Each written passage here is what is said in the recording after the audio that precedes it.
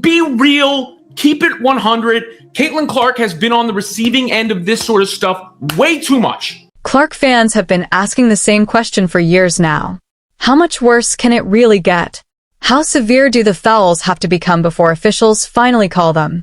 Meanwhile, on the other end of the court, Caitlin gets whistled for simply standing still, receives a technical for clapping, or somehow ends up with a foul against her after another player elbows her. I called it that she would be targeted. How much worse can it get? Well, now we finally know. What Alyssa Thomas did to Caitlin Clark was so clearly excessive that the outrage extended far beyond fans typing online. Analysts, media members, and even her coach reacted with anger. The league has since taken action, which I'll discuss shortly, but the harm was already done. In an era driven by short clips and viral moments, this is something the WNBA may struggle to move past unless significant changes are made. Before we continue, make sure to like the video and leave a heart in the comments to support Caitlin. Now, let's go back to June 22nd. Entering the matchup against the Mercury, Caitlin Clark had been playing at an elite level. She had recorded several straight games with at least 20 points and 5 assists, ranked third in the league in scoring and second in assists. Healthy again, she was building a strong early MVP case. And she was doing all of this despite the same questionable officiating she had faced since her rookie season. Clear fouls against her often went uncalled, while she for position, but I mean, Caitlin Clark issued a technical foul. You hear the crowd react, and Clark is perplexed and shocked as to why she was assisted technical. She was penalized for something as simple as raising her hands. In this particular game, the officiating somehow reached an even lower level. Caitlin got into a brief exchange with Dewana Bonner, which led to the now famous moment involving Up the tech tonight, 5th of the season. Yeah, it's ridiculous. I got a technical for clapping. So, like, if we should all just go on the calendar now and pick a game that I'm going to be suspended for if I'm going to get technicals for clapping. I asked Gerda. Gerda said that I got a technical for clapping. So, if any technical should be taken away, it should be that one. If it's truly for clapping, that's what they said they gave it to me for was for clapping. So it's just ridiculous. I don't understand it at all. But then another incident occurred. If you listen closely to that clip, you probably heard that Caitlin was assessed a technical foul during the exchange. As it turns out, the technical was... Yo, AT tried to take Caitlin Clark out. Look at that elbow. Oh my. Saw the elbow extend from behind, and that's not gonna She tried to take her out with the elbow. And unlike the situation involving Paige Buchers, the league chose not to rescind Caitlin's technical. From that point on, things only became more frustrating. That was Alyssa Thomas driving her elbow The illegal contact is initiated by Caitlin Clark. She comes across the arm, into the body and hip of Thomas toward Caitlin, which on its own was an obvious foul. But what happened next is being described by many as one of the worst officiating decisions ever seen in sports. After a review, Caitlin was somehow ruled to have initiated the contact. So she receives a technical for clapping and then gets charged with a foul after being elbowed. As bad as that sounds, we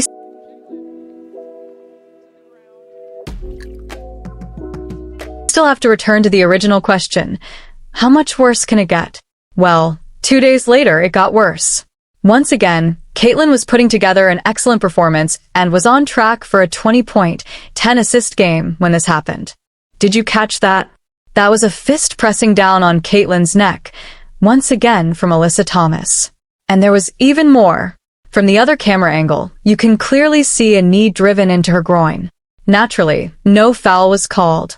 Shortly afterward, Caitlin quietly exited the game with back discomfort and never returned, leading many people to believe this play was the reason. Then came another illegal closeout. So now we're looking at a fist to the neck, a knee to the groin, additional reckless closeouts, and an injury. This time, the reaction was immediate, and people everywhere were furious. Fans and analysts were outraged, but what about the coach? During the game, Stephanie White said very little. By now, no one expects her to go full Cheryl Reeve, but at least some visible response would have helped. Up to that point, it often felt like she had directed more frustration toward Caitlin than toward the officials. However, Her comments after the game were finally what many people had been waiting to hear. She called the situation unacceptable and egregious, which were certainly strong words, but what mattered most was what came next. For the first time, it sounded like she was genuinely drawing a line. She didn't just criticize the officiating, she elevated Caitlyn and acknowledged her importance in a way that fans had been hoping to hear. It would have carried even more weight if she had openly said that Caitlyn is the face of the league, the reason teams now travel by charter instead of commercial, and a major factor behind players earning far more than before. That would have been the strongest statement possible. Still, whether people believe her sincerity or not, she is at least saying the right things now. She is reflecting the frustration of the fan base, and she needs to because many fans have had enough. Yes, after significant backlash, Alyssa Thomas received a one-game suspension, but for Caitlyn Clark supporters, that feels like little more than a warning. The punishment appears minimal because the league was forced to respond after the incident became impossible to ignore. In reality, many believe it changes nothing. The league allowed these issues to continue for far too long, and the damage has already been done. In a world driven by clips and headlines, the image of Alyssa Thomas's fist on Caitlyn Clark's neck has become symbolic for many fans. It represents how they view the league's treatment of its biggest star. Ask them to summarize Caitlyn Clark's WNBA experience in a single image, and that is the picture many will choose. Until the WNBA takes serious action to overhaul officiating and provide stronger protection for its marquee player, that image will continue to resurface.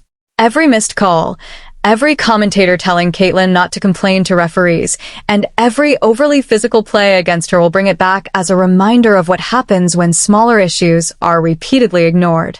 Since you've made it this far, leave a trophy in the comments because you're a winner for sticking around. Thanks for watching, and I'll see you next time. The reaction from fans became impossible to ignore. Social media exploded with clips of the contact. Sports commentators debated the play for days, and many casual viewers who do not normally follow the WNBA began asking why the officiating looked so inconsistent.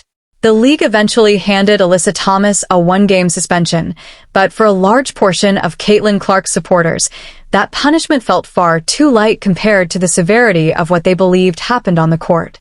Their argument was that the suspension came only after overwhelming public pressure and that it did not address the larger issue of repeated physical play against Clark throughout the season. The symbolic image. What made the controversy even bigger was the image itself. In today's sports world, a single snapshot can shape public opinion more than an entire game, and many fans now see the picture of Alyssa Thomas pressing down on Caitlyn Clark's neck as a symbol of the league's treatment of its biggest star.